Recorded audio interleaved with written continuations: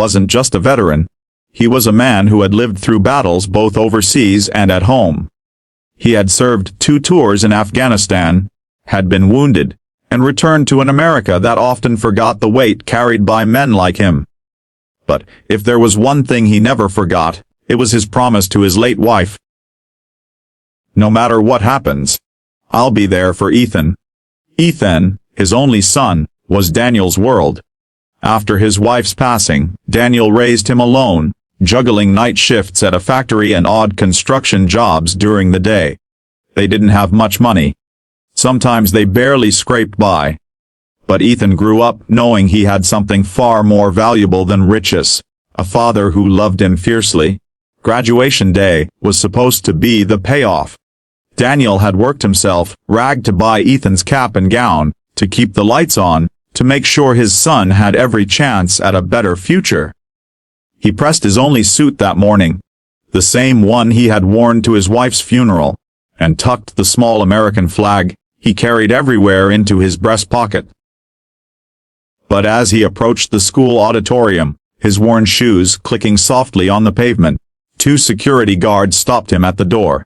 "Sir, this section is reserved," one said flatly, glancing at Daniel's creased jacket and old boots. Daniel frowned.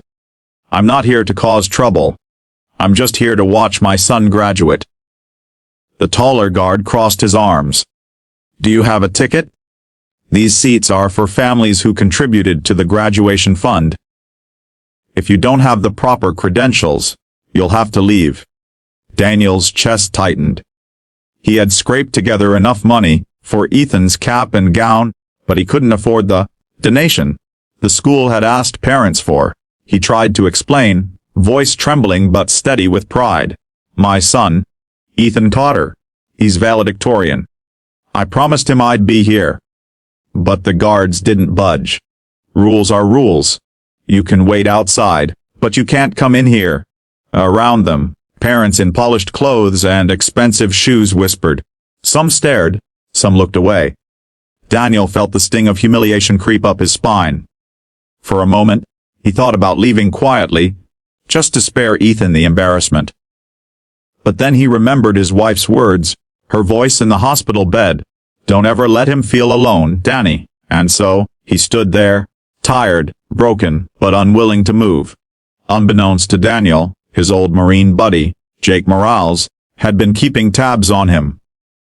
Jake had served with Daniel in Helmand Province, and though they hadn't seen each other in years, their bond was unshakable. When Jake heard what was happening at the graduation through a mutual friend, he made a few calls. Minutes later, as Daniel stood frozen at the entrance, something shifted in the atmosphere. The doors at the back of the auditorium swung open with a sharp creak, and in walked 6 men in dress uniforms. They weren't just veterans. They were Navy SEALs, broad-shouldered, upright, their presence commanding silence. The crowd turned. Even the guards stiffened. The lead SEAL, Jake himself, walked straight up to Daniel, clapped a firm hand on his shoulder, and said loudly enough for everyone to hear, "This man doesn't leave. He fought for this country.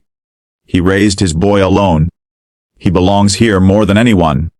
The other SEALs stepped forward in unison, their boots echoing like thunder in the hall. They didn't have to threaten or raise their voices. Their very presence was enough to silence the whispers. The guards, suddenly sheepish, backed away. Daniel's throat tightened as Jake guided him inside. Parents who had looked away before now sat straighter, some even clapping. It started as a ripple but grew louder until half the auditorium was applauding. Not for Ethan yet, but for Daniel.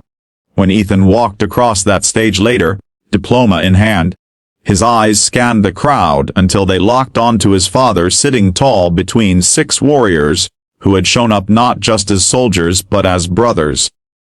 Ethan's speech as valedictorian shifted in that moment. He abandoned his neatly written notes and spoke from the heart. "My dad taught me that being strong isn't about money or medals. It's about showing up, even when the world tells you not to. Today, I accept this diploma not just for me, but for him. My father, my hero." The auditorium erupted in applause, and for the first time in years, Daniel allowed himself to cry, tears of pride, of relief, of knowing he hadn't failed his son.